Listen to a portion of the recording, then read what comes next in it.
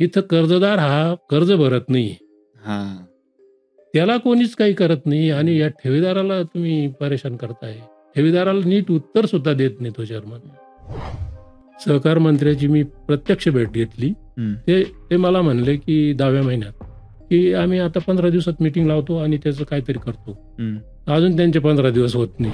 फडणवीस साहेबांना भेटलो. हं, तर ते म्हणतात 15 दिवसात तुमची मीटिंग लावतो हं, आणि काहीतरी त्याच्यावर निर्णय घेऊ. आमच्या लक्षात आहे. भागवत कराडला भेटलोय. आमचे अतुल सावे सहकार मंत्री होते तेव्हा. हं, ज्यांनी स्टे दिला हं, त्या बँकेला. हं, त्यांना भेटले. ते म्हणतात आता होईल थांबा थोडंसं. खासदार साहेबांना भेटलो. हं, जलील साहेबांना. आता त्या माणसांनी जर आम्हाला सहकार्य केलं, करायचं त्यांनी हमी दिली, की तुम्ही या माझ्याकडे. आपण आंदोलनातून जाऊ. हं, तर आम्ही त्यांच्यामध्ये सामील झालेलो होतो. आता ज्या बँक चालकांना आम्ही जलीलकडे गेलो याचा जर त्यांना राग येत असेल, हं. तर त्यांना आम्हाला मदत करायला कोणी रोखलेलं आहे का? बऱ्याचदा तुम्ही बघतात ही बँक बंद पडली, ती बँक बंद पडली. आता तर पतसंस्था बंद पडायला लागल्यात. आता सहकारी संस्थांमध्ये पण, सहकारी बँकेमध्ये पण असंच काहीतरी झालंय.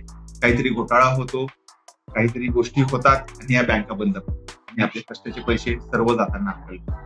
तर ह्या सर्व गोष्टींवर घोटाळा काय असतो, नेमकं काय हे सर्व गोष्टी चालू आहेत, या विषयावर बोलण्यासाठी आज आपण हे पॉडकास्ट छत्रपती संभाजीनगरमध्ये असं काहीसं आंदोलन करत या सर्व गोष्टींच्या बाबतीमध्ये. तर आज त्यातले एक राजपूत सर आपल्या इथे आलेले आहेत. तर मग जाणून घेऊयात की हा नेमकं सहकारी बँकेचे घोटाळे नेमके काय असतात, काय याच्यातून यांना नेमकं साध्य करायचं आहे, कशा पद्धतीने हे घोटाळे झालेले असतात.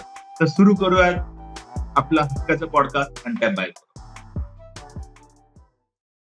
नमस्कार सर, तुमचं खूप खूप स्वागत आमच्या पॉडकास्टमध्ये. तुमचं बरचसं मी काम बघितलं चळवळीचं, नागरी चळवळीचं. तर ह्या चळवळींचं माहिती तुमच्याकडून घ्यायची आहे मला. सर्वप्रथम मी तुम्हाला अशी विनंती करेल, की थोडा आम्हाला परिचय द्या तुमच्या बाबतीमध्ये. नमस्कार. जय श्रीराम. जय श्रीराम. मी रमेश राजपूत. 35 वर्ष सहकारी बँकेत नोकरीला होतो. 70 वर्ष वय आहे माझं आता.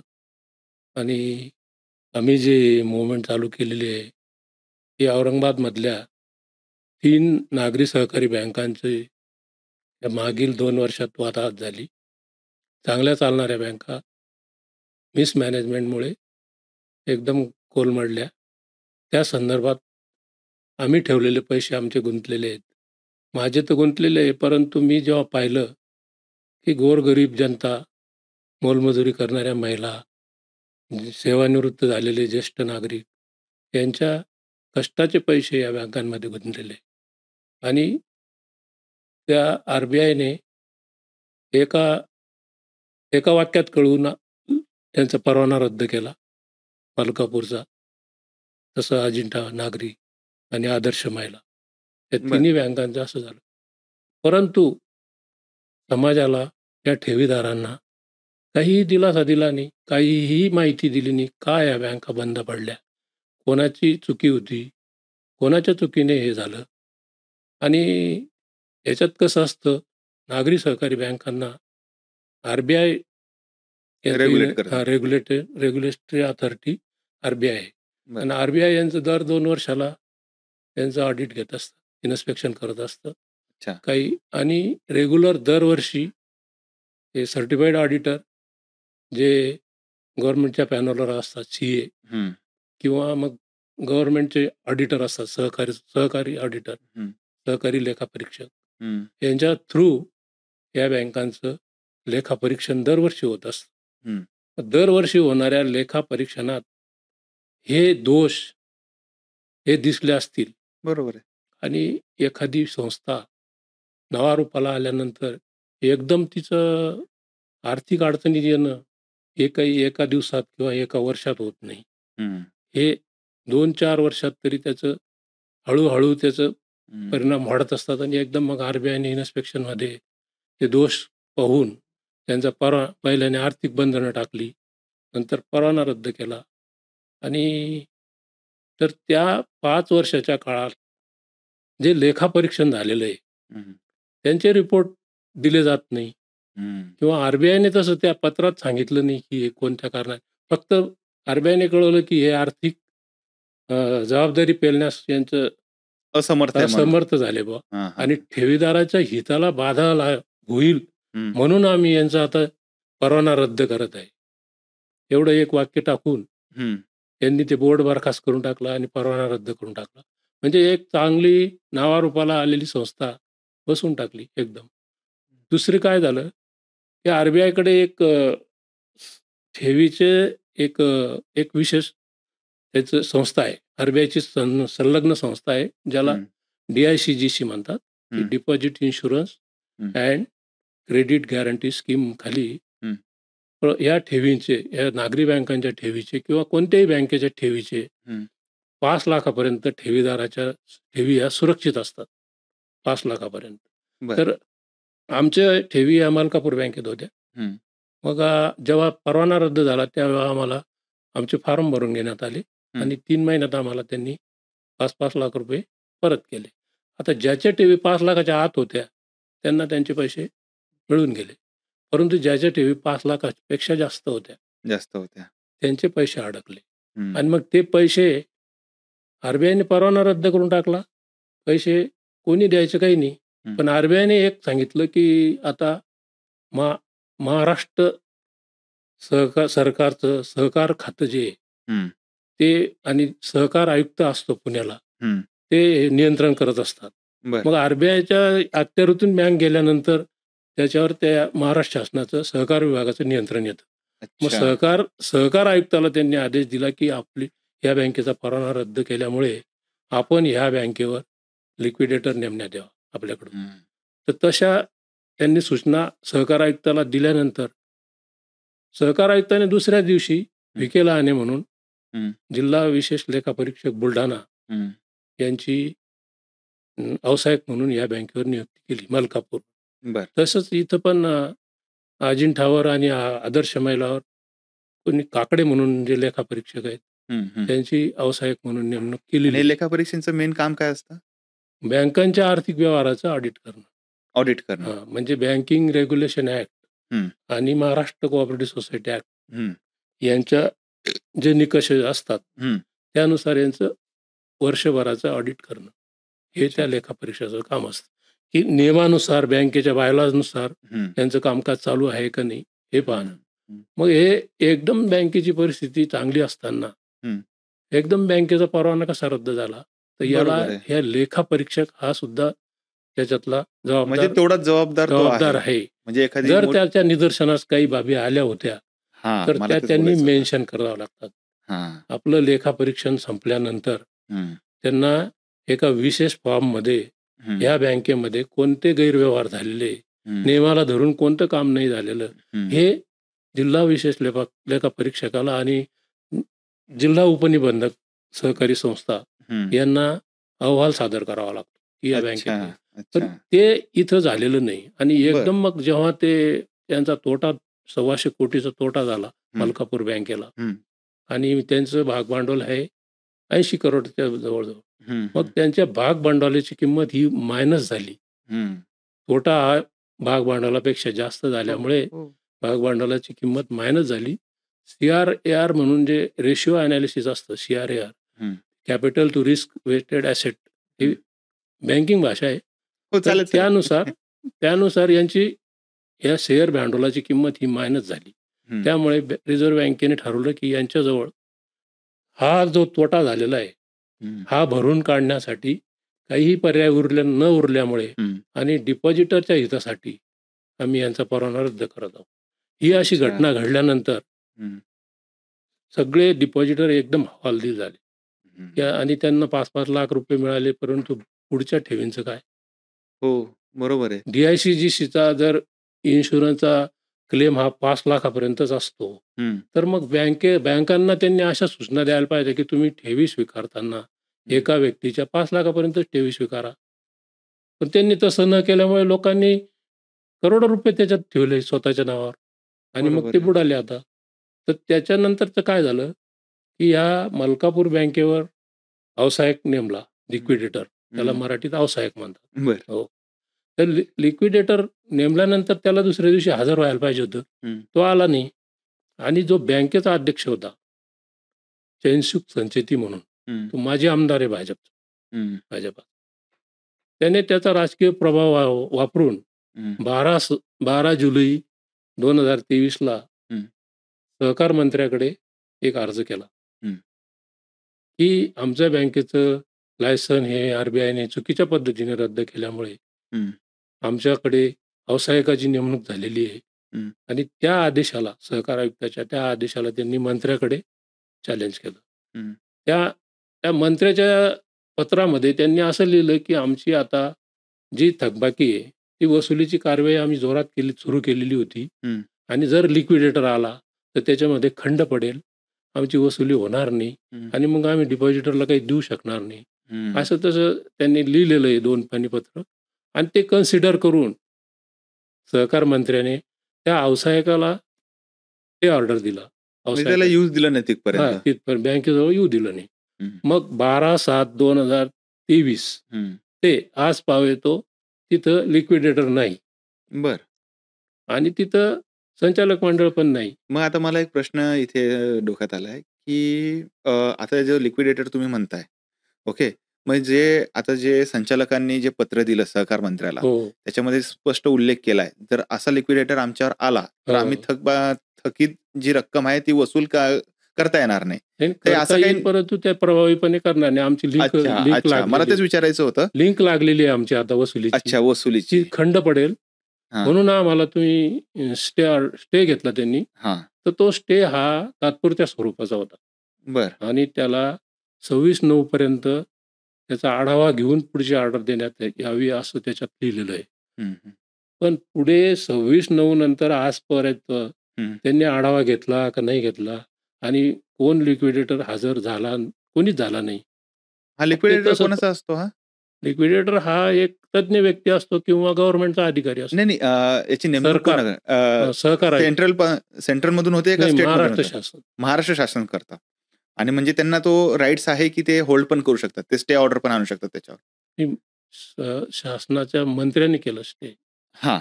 याच्यामध्ये कॉन्फ्लिक्ट या गोष्टीचा झालेला आहे हं. की आरबीआय ही एक स्वायत्त संस्था आहे बरोबर आहे. जी बँकांचं रेग्युलेशन करते हो. आणि बँकेची तब्येत कशी आहे आर्थिक हं. हे ते ठरवतात. हं. आणि त्या ठरवल्यानंतर हं. ही बँक ही आता नफा याचा तोटा भरून काढण्यास अक्षम आहे. हां. म्हणून ठेवीदाराच्या हितास बाधा होईल अशी आम्ही कृती करत नाही. त्याच्याकरता तुम्ही व्यावसायिकाची नेमणूक करा. हं. याच्यामध्ये एक पॉइंट आहे की ह्या ज्या नागरी सहकारी बँका असतात हं. यांचं व्यवस्थापन आरबीआय पण करते हं. आणि त्यांचं रजिस्ट्रेशन हे महाराष्ट्र सहकारी संस्था कायदा 1960 याच्या अन्वये रजिस्ट्रार करत असतो. बरं. ज्याचं ते पुण्याला मोठं ऑफिस आहे, सहकार आयुक्त म्हणून. म्हणजे 2 लायसन्स घ्यावं लागतात, एक हो, आरबीआय कडून एक आणि RBI एक कडून. स्टेट गव्हर्नमेंट हो. कडून. नाही, पहिल्याने आपल्याला सहकारी संस्था स्थापन करायची तर आपलं रजिस्ट्रेशन हं. हे सहकार खातं करतं महाराष्ट्र शासनाचं. बरोबर. आणि जर तुमचं भांडवल हं.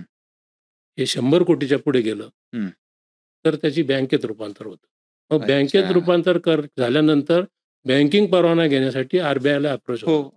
मग बरोबर आहे. आरबीआयचं पण त्याच्यावर नियंत्रण असतं. हं. मग आरबीआयने हे असं कळवलेलं आहे की या बँक अक्षम आहे आता हं.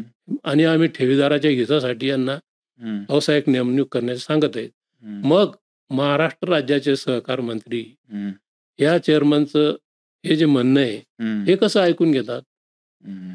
हे मला आश्चर्याचं बाब वाटतं. म्हणजे डायरेक्ट आरबीआयने ते तसं सांगितलं, सूचना दिल्यानंतरही हे कसं काय आरबीआयने accept करतात? सूचना दिली, हां. त्याच्यावर ऍक्शन झाली, हां. व्यावसायिक नेमला हां. आणि त्या व्यावसायिकाला स्टे सहकार मंत्री देतो महाराष्ट्राचा. तर त्यांनी हां. कोणत्या बेसवर केलं? म्हणजे 2 एजन्सी, हं. 2 अथॉरिटी यांचा इथं कॉन्फ्लिक्ट झाल्याचं दिसतं हं. आहे ना. बरोबर एकाच्या आहे. विरुद्ध दुसरा निकाल असं मला असं वाटतं.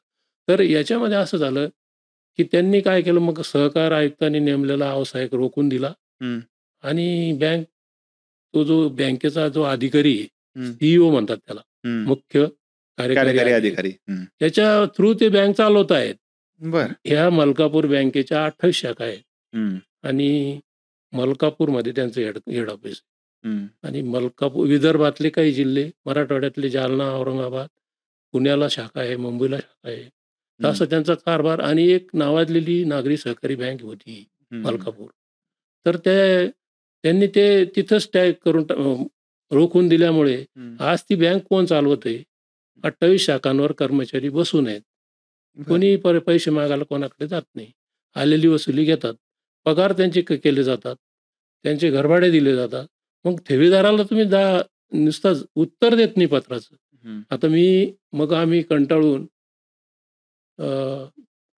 आपलं साधारण सप्टेंबरमध्ये हं.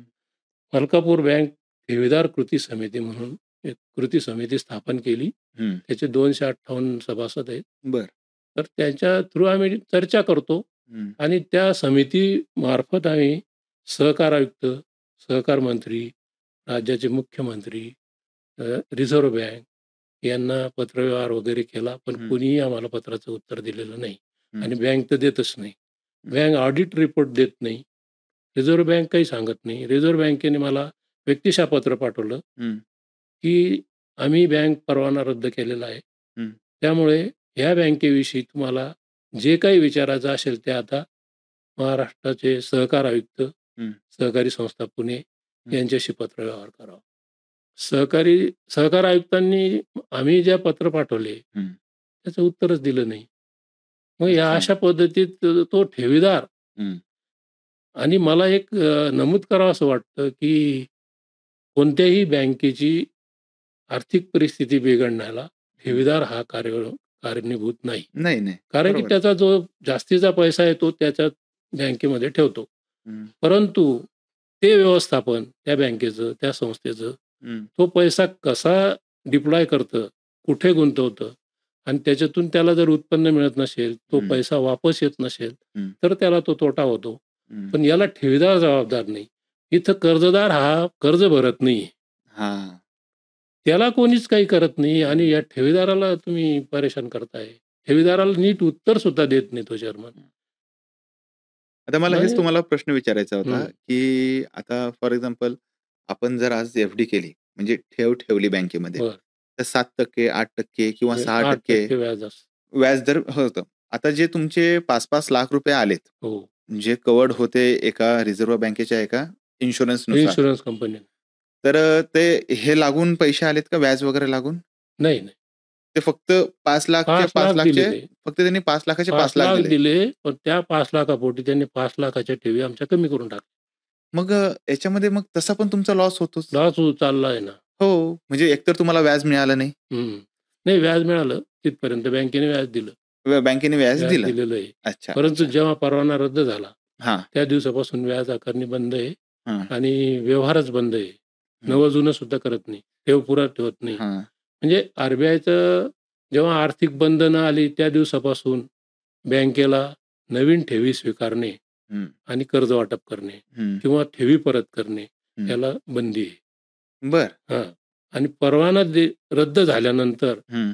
ठेवी तर परत भेटतच नाहीये, व्याज पण भेटत नाही आता. म्हणजे असं झालंय, की ज्यांनी कर्ज घेतलंय, ते एकदम मजेमध्ये आहेत. कारण की ते हो. पैसे परत करत परत नाहीये. करत नाही, बसलेले करोडो आहे. रुपयाचे हो. त्यांनी कर्ज घेतले असतील त्या बँकेमधून आणि तुम्ही इकडे परेशान झालेत, की तुम्ही जे एफ-डी केली आहे, जे आपले ठेवी ठेवली आहे. म्हणजे आमचे सर्वसामान्य लोक आहेत. हो, मिडल क्लास लोक. मिडल क्लास लोक त्यांनी आहे. त्यांच्या मुलीच्या लग्नासाठी, हं, कोणी आपलं घर बांधण्यासाठी, कोणी वृद्धापकाळाचं आजारीपणाच्या इलाजासाठी जे पैसे होते एक्सेस ते बँकेत ठेवले आणि हो. वेळेवर आपल्याला कामाला येतील म्हणून तिथे ठेवलेले आहेत ते. हां, परंतु तेच मिळत नाही आता. आता त्याच्यावर व्याज पण मिळत नाही. आता माझं उदाहरण घ्या, की मी 35 वर्ष नोकरी केली. हं.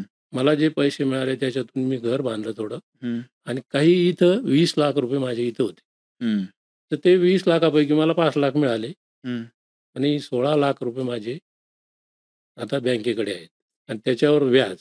हं, परंतु त्याचं जे मिळणारं व्याज होतं मंथली हं. त्याच्यावर माझं म्हणजे उदरनिर्वाह होत हां, होता. घरचा. कारण काय आहे, आम्ही सहकारात नोकरी केल्यामुळे आम्हाला गव्हर्नमेंटसारखं पेन्शन नाही.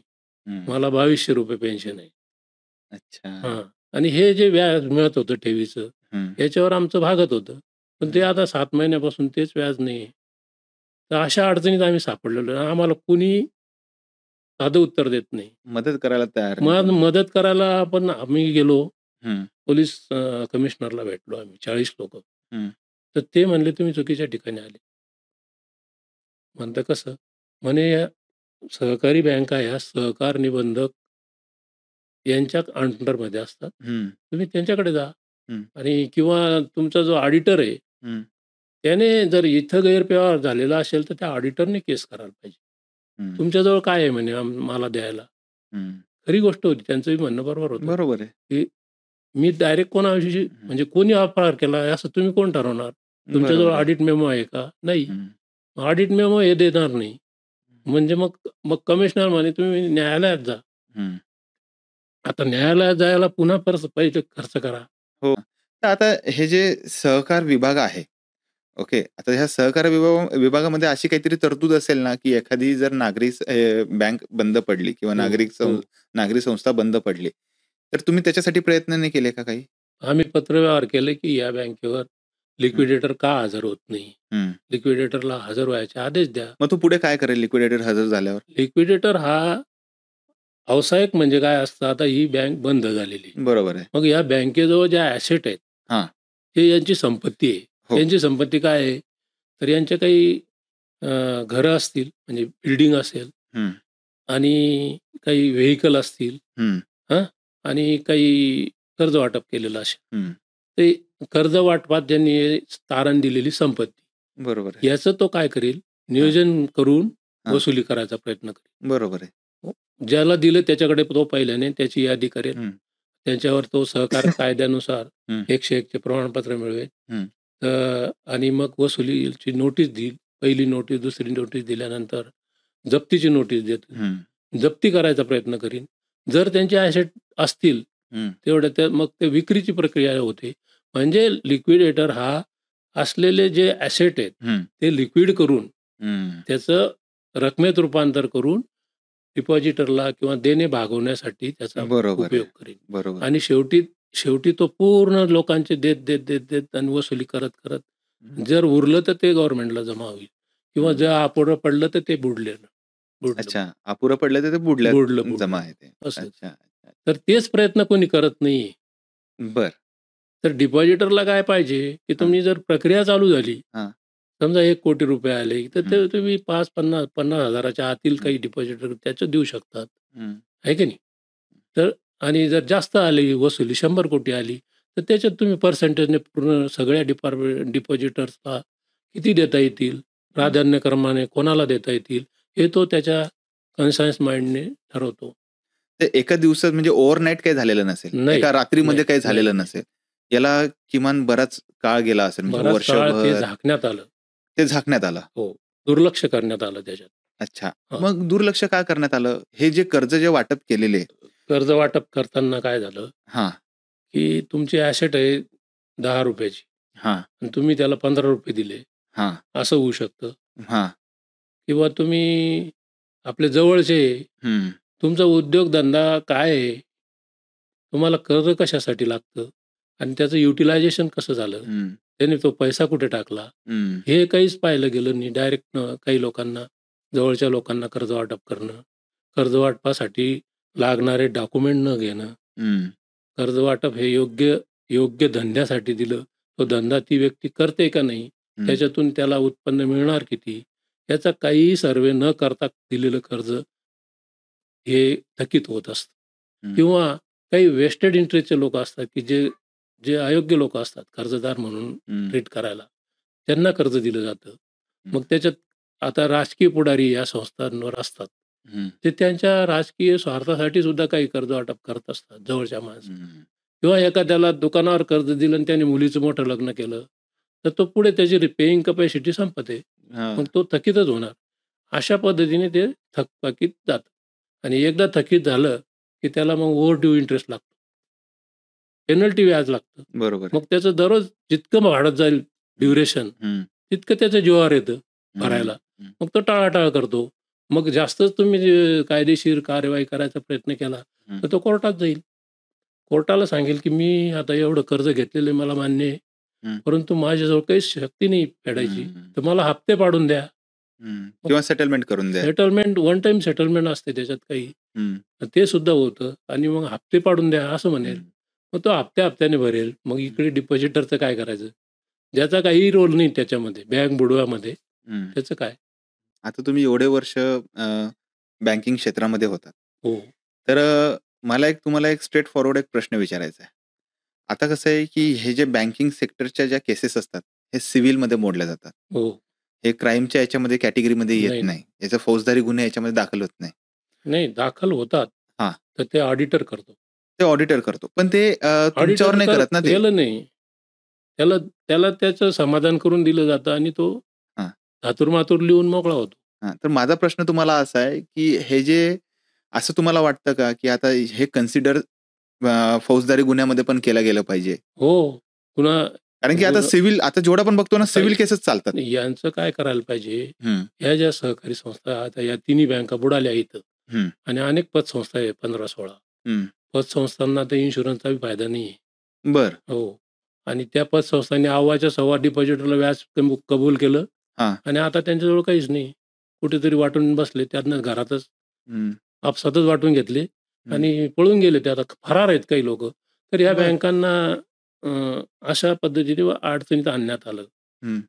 इथं जो पोलिसाचा रोल होता तो ऑडिटरचा होता.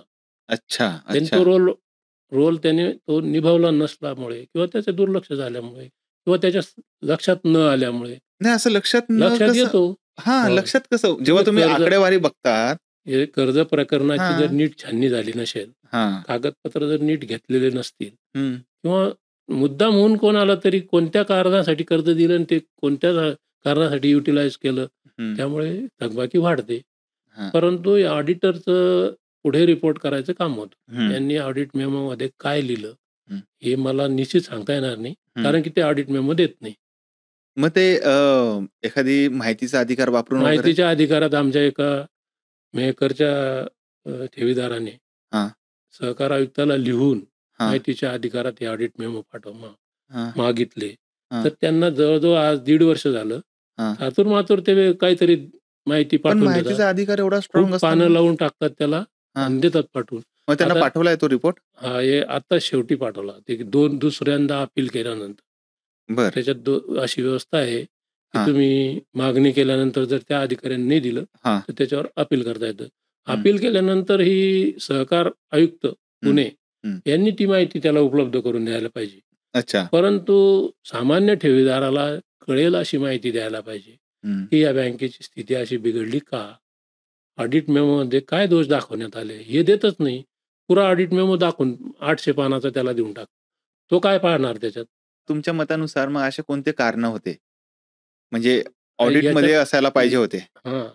याच्यात असं आहे, की हं, याच्यात संचालक मंडळ आणि अध्यक्ष हं, यांचं याचे अनिष्ट संबंध या हं, ठेवीदारांशी आपल्या या कर्जदारांशी असले हं, दिसून येतं. की यांनी आपल्या राजकारणाच्या हेतूसाठी काही लोकांना चुकीने कर्ज वाटप दिलेले, एक्सेस कर्ज वाटप दिलेले हं, किंवा त्यांची प्रॉपर्टी 10 लाखाची आहे, त्याला 1 कोटी रुपये देऊन टाकले. त्याला माहिती आहे आता प्रॉपर्टी निलाव होईल आणि 10 लाख रुपये यांना भेटतील. हं. प्रॉपर्टी निलाव केल्यानंतर त्या माणसाकडे पुन्हा बँक मागू शकत नाही. मागू शकत कारण की नाही. तारण प्रॉपर्टी त्याची तेवढी असते. तेवढे. पण त्याला माहिती आहे 10 लाखाची प्रॉपर्टी जाईल. 100 लाख कशाला भरायचे? हां. अशा पद्धतीने कर्ज पुरवठा केलेला आहे. बापरे! आणि हे मलकापूरच्या बाबतीत असं आहे, की मलकापूर बँकेने 2017 मध्ये या जे चैनसुख संचेती आहे, हं, यांच्या मुलाला चेअरमन केलं होतं. बरं. राहुल संचेती हं, आणि दीपक सावजी म्हणून तिथं एम-डी होता, हं, मुख्य कार्यकारी अधिकारी. या दोघांनी मिळून खूप मोठ्या प्रमाणात कर्ज वाटप केलं. हं, अयोग्य कर्ज वाटप केलं. काही काही घेऊन देऊन कर्ज वाटप केलं असं. हं. आणि मग ते सगळं थकलेलं आहे. त्यामुळे ही बँक तोट्यात आली. तर ही बँक एक नावाजलेली संस्था होती. हं, औरंगाबादमध्ये सुद्धा मलकापूर बँक ही प्रसिद्ध होती खूप. पण त्यांनी ते म्हणजे कोंबडी ही सोन्याचं अंड देते. ती एक अंड खाण्याऐवजी त्यांनी कोंबडी कापली असा तो प्रकार झालेला आहे. इथं आदर्श महिलामध्ये हं. अ, गोरगरीब जनतेचा पैसा गुंतलेला आहे. हं. आदर्श महिलावाला तो मानकापे म्हणून आहे. तो हं, सहकार अधिकारी होता रिटायर. हं, त्यांनी ती संस्था काढली होती. चांगली चाललेली होती. हं, पण ते जास्त व्याज देत होते हं. आणि लोकांनी पैसे ठेवले. या समृद्धीमध्ये पैसे मिळाले. हं. शेतकरी वर्गाचे बरेच पैसे होते त्याच्यात. हं. मग त्याने त्याच्या कुटुंबाला आणि डायरेक्टर बॉडीला हं. सर्रास म्हणजे प्रॉपर्टी नसताना, कागद नसताना मोठ्या मोठ्या रकमाचे कर्ज त्यांच्या नावावर वितरित करून टाकले हं. आणि बँक डबघाईस आणून टाकले. तर असे ते म्हणजे त्या सगळीकडे एकच पॅटर्न यूज एकच केला. पॅटर्न आहे. म्हणजे कर्ज हे सर्वसामान्यांना खूप कमी द्यायचं आणि आपल्या जवळच्या जवळच्या लोकांना, लोकांना रिलेशन मधल्या वाटले. लोकांना हो.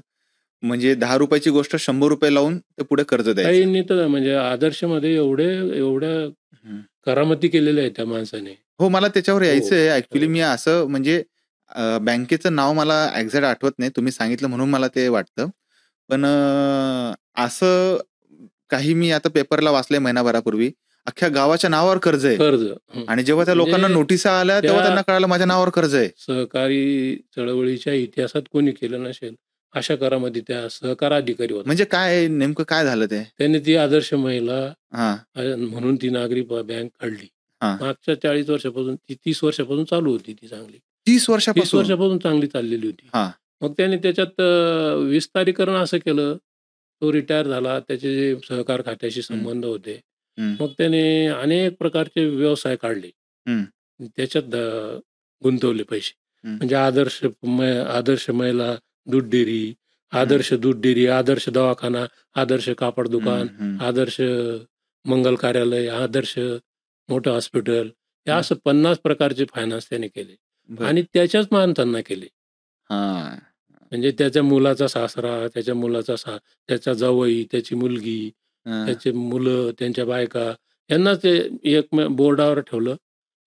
अजून एक पतसंस्था स्थापन करायची. हां. तिला यांनी कर्ज द्यायचं आणि हां. त्याच्यात त्यांचेच माणसं डायरेक्टर इथं पण आणि इथं पण. अशी त्यांनी फिरवा केली खूप दिवस. हं. परंतु आता त्याला असह्य झालं असेल. हं. त्यामुळे ते उघडं पडलं.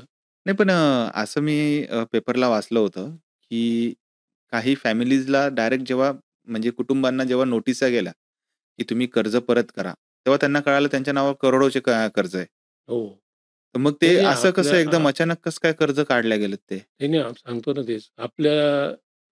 साधारणतः आपल्या मिडल क्लासमध्ये हं. एखाद्या माणसाला जर मोठ्या माणसाने म्हणलं, मी तुला माझ्या बँकेचा डायरेक्टर बनवतो, हां. याच्यातच त्याला खूप महत्व वाटतं. हां. मग तो डायरेक्टर बनतो. त्याला मीटिंगला भत्ता दिला, तो चालला घरी. हां. मग त्याच्या नावावरच कर्ज काढून घ्यायचं. हां. त्याला मोठेपणा देत राहायचा. असा प्रकार झाला तो. इथे जे डायरेक्टर होते 18, हां. त्यांच्या नावाने त्यांनी अनेक प्रकारचे कर्ज उचलले. सर्वसामान्यांच्या नावावर पण उचलले सर्वसामान्यांच्या नावावर पण उचलले. आणि त्यांना कल्पनाही नाही. त्यांना नाही. म्हणजे घरातले ड्रायव्हर, हां. कोणी त्याच्या घरात काम करणारे, म्हणजे कागदपत्र घेतले आणि शेतात काम करणारे, हां. त्यांचे आधार कार्ड त्यांच्याकडे असतात, त्यांचं हो. खातं त्यांच्याकडे असतं. हां. अशा प्रकारचं त्यांनी काहीतरी खूप मोठा गोंधळ केलेला आहे. हं. तर त्या आदर्शमुळे ही त्याच्यात काय झालं, की जे निरपराध लोकांना त्याचा बळी गेल्यामुळे त्यांच्यात खूप असंतोष निर्माण झाला. आणि त्या असंतोषातून मग ते लोकं बँकेवर धडकले. बँकेला मग इथं राजकारणाचा भाग येतो. राजकारणाच्या भागातून म्हणजे इथं खासदार हा MIMचा इम्तियाज जलील आहे. हं. किंवा मग इथे शिवसेनेचे काही नेते आहेत. हं. ते बी राज्यमंत्री आहेत, काही कॅबिनेट मंत्री आहेत. हं. हं. त्यांचे नातेगोते त्याच्यात गुंतलेले होते. मग त्यांनी चौकशीसाठी तो एक ऑडिटरची नेमणूक केली, हं. लिक्विडेटर म्हणून. आणि ती चौकशी डिटेल झाल्यानंतर त्या मानकापे आणि त्याच्या फॅमिलीवर गुन्हे दाखल झालेले आणि आता त्यांना जवळजवळ 15 ते 17 लोक त्यांचे हर्सुल जेलमध्ये आहेत. बरं. परंतु अजून काही आरोपी फरार आहेत. हं. आणि त्यांच्या प्रॉपर्ट्या सुद्धा विकायची प्रक्रिया आता चालू झालेली.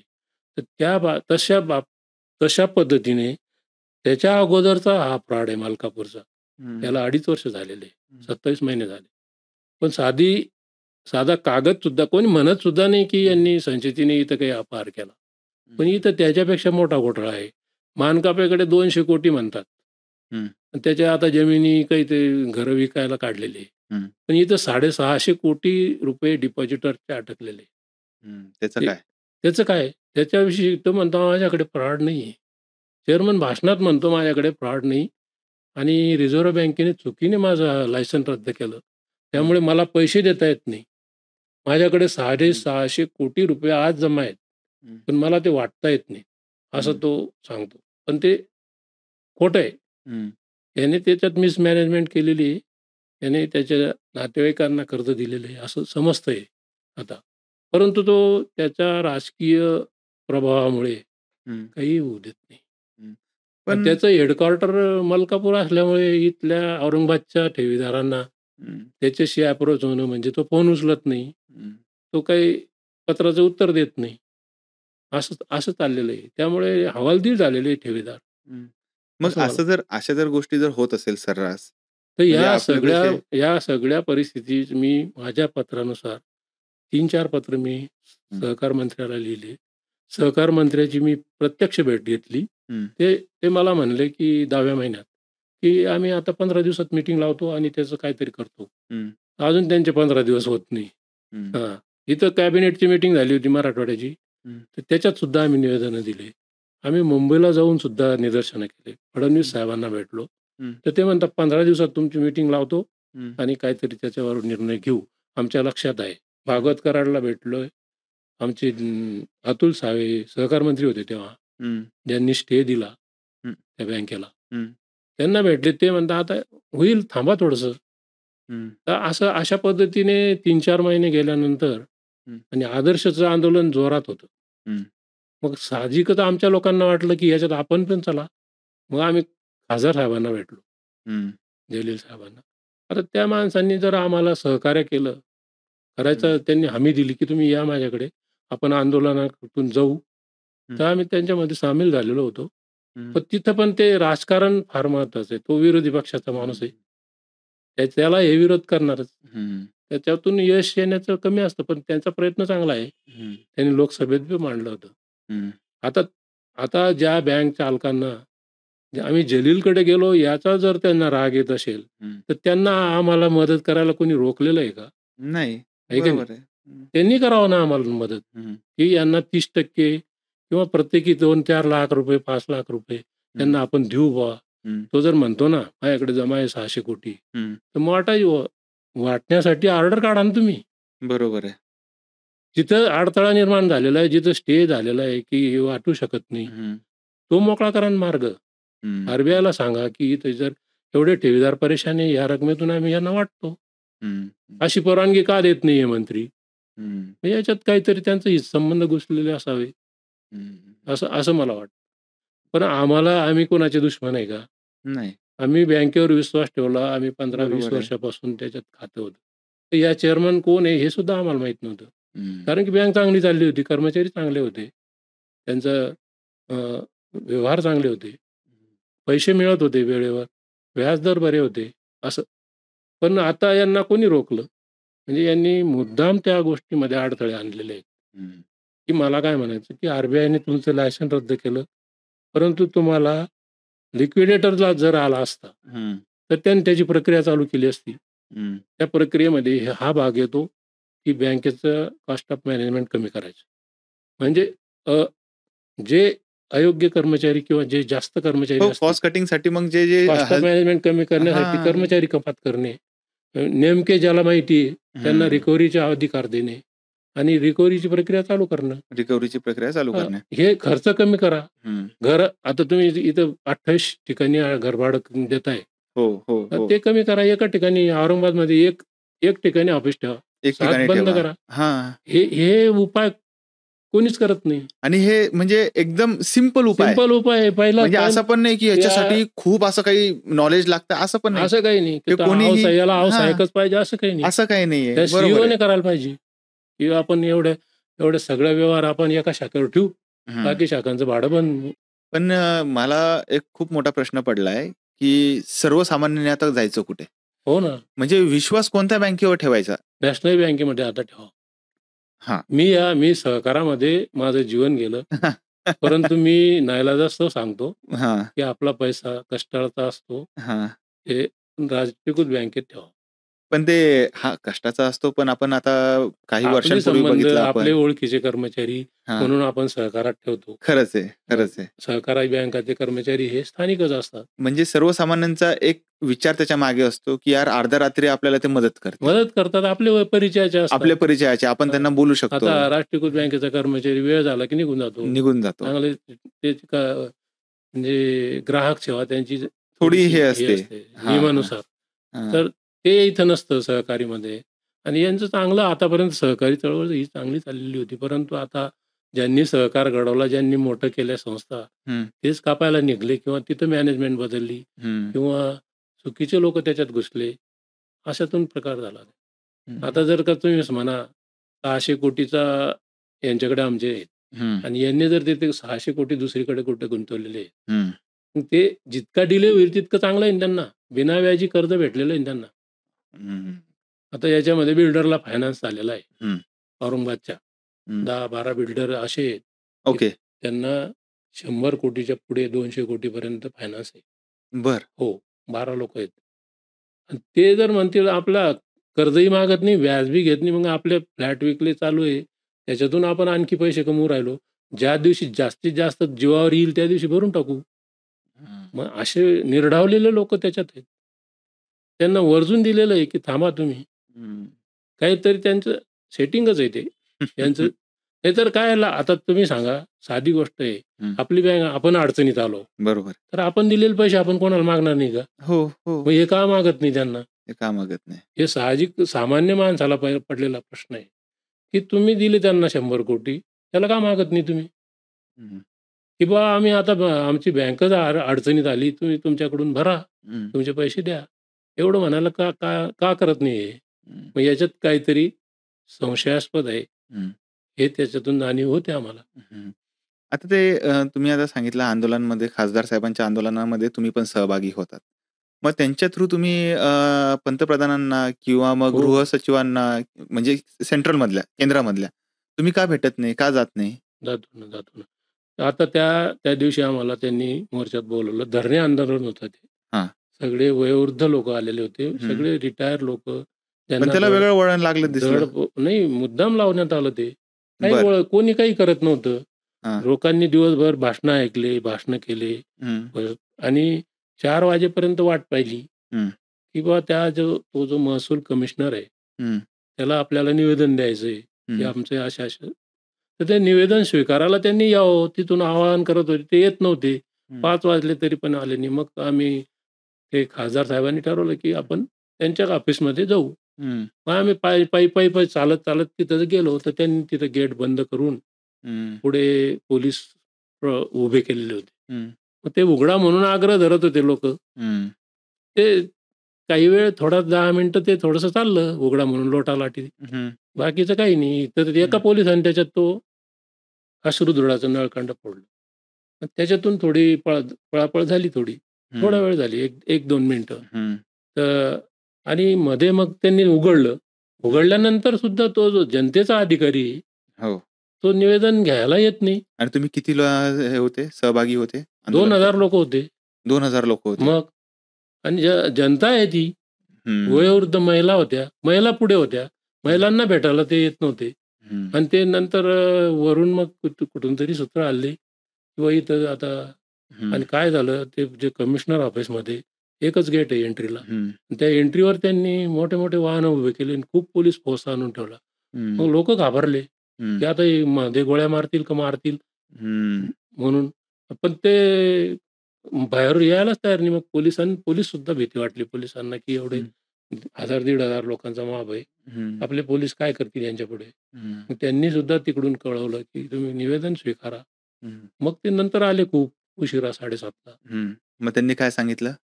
त्याने मग म्हणे, "मला माहितीच नाही तुमचं एवढं आंदोलन आहे." म्हणजे एवढं असं म्हणजे हे दिवसभरामध्ये कोणाला त्यांना न पटायसारखं आहे का नाही, की हां, ज्याच्या ऑफिस समोर दिवसभर तिथं भाषणं चालले, आंदोलन चाललंय. लोकं बसून आहे उन्हात. हं. आणि तो म्हणतो, "मला माहितीच नव्हतं, आणि मी दुसऱ्या कॉन्फरन्समध्ये होतो." खासदार येतोय. खासदार येतोय लोकलचा तिथला, हां, तरी त्यांना माहिती नाही म्हणता. मग हे न पटण्यासारखं होतं. पण ते आले. हां, मग त्यांनी ते निवेदन स्वीकारलं. म्हणे, "मी निवेदन सरकारला पाठवतो." हं, मग हे किती सोपं होतं. उगीच टेन्शन त्यांनी वाढवलं. आणि तिथून आम्ही निघून गेल्यानंतर 600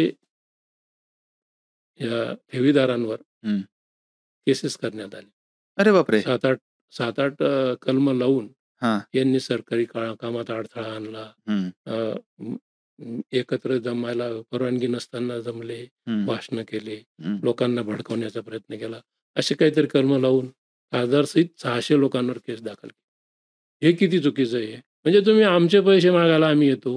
हं. याच्याविषयी तुम्ही सहानुभूतीने बोला ना. तुम्ही पैसे द्या असं नाही, की आमच्या लक्षात तुमचा प्रॉब्लेम आला आणि आम्ही पुढे तुमचं पाठवतो बा.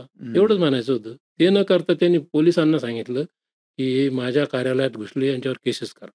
हं. मग ते केस नोंदवण्यात आलेली आहे. पण काही एवढं लोकांना. माध्यमांनी एवढं उचललं ते प्रकरण. पण त्या तेवढ्या दिवसापुरताच. हो. पण पुढे मग त्याचा फॉलोअप वगैरे काही झाला नाही. तर तुम्हाला म्हणजे काय वाटतं नेमकं? कारण की माध्यम एक असं शस्त्र आहे, की माध्यमामध्ये पण काय असतं, हां. जे औरंगाबाद शहराचे मुख्य पेपर आहेत, हं. त्यांच्यामध्ये काही आलं नाही. अच्छा. त्यांनी थोडी बातम्या दिल्या. हां. इतर लोकांनी तिथं दबाव बनवला त्यांच्यावर. दबाव होता. हे सेटिंग आहे सगळी. हं. नेक्सस आहे ना.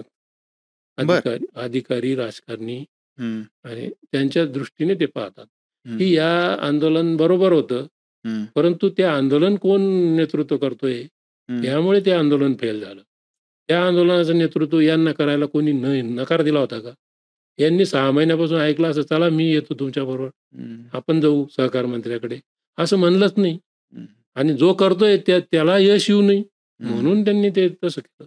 निवेदन उशिरा स्वीकारायचं, त्याच्यात गोंधळ झाला म्हणून डिक्लेअर करायचं आणि त्यांच्यावर केस लॉस करायची. हं. मग आता ते याला राजकीय पार्श्वभूमी वाटते मला. राजकीय हं. त्या माणसाला यश येऊ नये बा म्हणून. नाही, पण आता मला जे तुमच्या एकंदरीत बोलण्यावरून दिसतंय, आता न्यायालय हा एक चांगला पर्याय असू शकतो असं वाटतंय. एखादी न्यायाधीश, रिटायर न्यायाधीश असू द्या किंवा एक मोठे वकील असू द्या, जर त्यांच्याशी जर काही चर्चा केली आणि काही पर्याय निघाले तर? नाही, याला आहे ना, हां. जो सामान्य ठेवीदार आहे तो नाही हे करू शकत. हां, अफोर्डच करू शकत नाही. नाही. काय पण आपण बेसिकली? ज्यांना 40 वर्ष मतदान केलं, हं. जे आमदार, खासदार जे औरंगाबाद शहरात राहतात, हं. त्यांनी हे करायला पाहिजे. हं. आहे की नाही? जनतेसाठी करायला न्यायालयीन पाहिजे. चौकशी करा, CID, CBI चौकशी करा, ED लावा त्यांच्यावर. का झाला हा गोंधळ का झाला? याच्यामध्ये कोण दोषी आहे? हे काढायला यांना काय हरकत आहे? हं. कोणी रोखलेलं आहे यांना? की यांचं चांगल्या चालणाऱ्या बँका एकदम बसल्या का बरं? हे कारणं शोधून काढा ना. शासनाची केवढी मोठी यंत्रणा आहे, सहकार खातं आहे, सहकार ऑडिटर आहेत, जे डिस्ट्रिक्ट स्पेशल ऑडिटर आहेत, इथं डिस्ट्रिक्ट डेप्युटी रजिस्ट्रार असतो, विभागीय आयुक्त इथं सहकाराचा आहे. हं. या सगळ्यांना कामाला लावा ना. पण त्यांना काम न करू देणं असं दिसतं त्याच्यात. हे साधं आम्हाला आमच्या पत्राचं उत्तर दिलं गेलं नाही, हं. हे मला विशेष वाटतं. हं. आता मला एक तुमची व्यथा ऐकून एक प्रश्न पडतो, की आपल्याला महाराष्ट्राला आता आपण जे सोशल मीडियावर बघतो, जे मीडियामध्ये बघतो, की एक कार्यक्षम मुख्यमंत्री आपल्याला लाभलेले आहे. तर तुम्हाला कधी असं वाटलं नाही मुख्यमंत्र्यापर्यंत पोहोचणं? कारण की आपण जे बघतो त्यांच्या जे फास्ट ट्रॅकवर सगळ्या गोष्टी त्यांच्या चालतात. आता मराठा आरक्षण पण खूप मोठ्या प्रमाणावर होतं. त्यांनी तो पण काही प्रमाणात मार्गी लावलेला आहे. लावलेलं आहे. हो. भरपूर असे निर्णय त्यांनी घेतलेले. मग तुम्हाला असं नाही वाटलं, की कधी त्यांना जाऊन पर्सनली भेटावं, ही व्यथा त्यांच्यासमोर मांडावी? नाही, आम्ही मुंबईला आंदोलन केलं होतं 1 दिवसाचं. हां. तर तिथं आम्ही फडणवीस साहेबांना भेटलो. हां. त्यांनी सांगितलं 15 दिवसात आम्ही तुमचं हं. मार्गी लावतो. हं. तुम्ही आता उपोषण नका करावं. म्हणून आम्ही हं. परत आलो. तर आता त्याला 4 महिने झाले. मुख्यमंत्री साहेबाला मी व्यक्तिगत आमच्या कमिटी थ्रू पत्र दिलेले आहे. हं. सहकार मंत्री, मुख्यमंत्री आणि हं. दोन्ही उपमुख्यमंत्री यांना पत्राद्वारे कळवलेलं आहे. पण त्यांना इथं मला भेटू देता आलं नाही. इथं जेव्हा मीटिंग होती मंत्रिमंडळाची, हं. तेव्हा मला भेटता आलं नाही. हं. पण मुख्यमंत्री चांगले आहेत. हं. पण कोअलिशन गव्हर्नमेंट आहे हं. 2-3 पक्षाचं. त्याचा सुद्धा थोडा एक परिणाम होतो. हं. नेमकं हे संस्था चालक कोण आहेत? काय याचा विचार करून कोण नाराज होईल? याचा विचार केला जातो. म्हणून आमचा प्रयत्न राहील. परंतु आम्हाला अपेक्षा ही सहकार खात्याकडून होती, सहकार आयुक्ताकडून आहे, की जो सहकार चळवळीचा फ्रेंड, फिलॉसॉफर अँड गाईड असतो. हं. जो सगळं हं. नियोजन करत असतो, हं. व्यवस्थापन करत असतो. त्यांनी त्वरित इथं व्यावसायिक नेमावा. हं. चांगला कमिटी नेमावी, व्यावसायिकांची कमिटी नेमावी. हं. एक व्यावसायिक नाही, तज्ञ लोकांचे 2 त्याच्याजवळ द्यावे. व्यावसायिक ऑडिटर द्यावा चांगला आणि त्यांच्या थ्रू यांचं ऑडिट व्हावं 5 वर्षात. हं. फेअर ऑडिट व्हावं, फेअर तपासणी व्हावी. म्हणजे सगळं बाहेर येईल. आज जे ते म्हणतात आम्ही काहीच नाही केलेलं, हं. ते बरोबर उघडकीस येईल. तर माझी अशी विनंती राहील सहकार आयुक्तांना, की त्यांनी या संस्थांचं फेर ऑडिट घ्यावं. मलकापूरच्या बाबतीत फेर हं. ऑडिट घेऊन जबाबदारी निश्चित करावं. हं. 88A, 79 ची कारवाई करावं. हं. आणि हे जो कर्मचारी बसून आहे आज, हं. त्यांना कामाला लावा. हं. ज्यांना कर्ज दिलं त्यांचं वसूल करा. आणि दुसरी गोष्ट अशी सांगायची आहे मला, की मी या औरंगाबाद शहरात मी 50 वर्षापासून राहतो. हं. हं.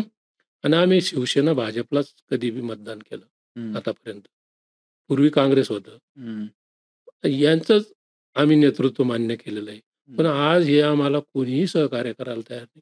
तरी माझी यांना सुद्धा विनंती राहील या हं. पक्षाच्या लोकांना, की यांनी वाचा फोडायला पाहिजे. हं. यांनी एकजुटीने, एकमताने जर त्या माणसाला म्हणलं, की हं. "काय आहे तू भरून टाक कोणाला दिलेले हं. वसुली कर." तर सहज शक्य आहे. हं. ठेवीदारांना दिलासा देणं, 10-20%, 30% रकमा त्वरित देणं, हा हं. त्याच्यातला उपाय आहे.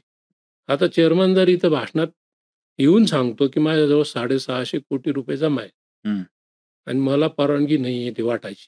हं. परवानगी मिळाली तर मी तुम्हाला वाटतो. हं. मग परवानगी देणं कोणाच्या हातात आहे? हं. आपल्या शासनाच्या. हे अर्थमंत्री आहे आमच्या औरंगाबाद शहराला लाभलेले. आपलं भाग्य आहे. हं. ते अर्थ राज्यमंत्री इथले केंद्रातले. हं. त्यांनी त्यांच्या थ्रू रिझर्व्ह बँकेला सांगून परवानगी द्यावं, की जी वसुली चेअरमनकडे आहे, बँकेकडे आहे, त्याच्यातून 30% रकमा प्रत्येकाला द्या. मग उर्वरित तुम्ही आणि लिक्विडेटरची अपॉइंटमेंट सहकार आयुक्ताने लगेच करावं. हं. एक व्यावसायिक मंडळ स्थापन करावं. हं. नुसतं एक लिक्विडेटर नाही.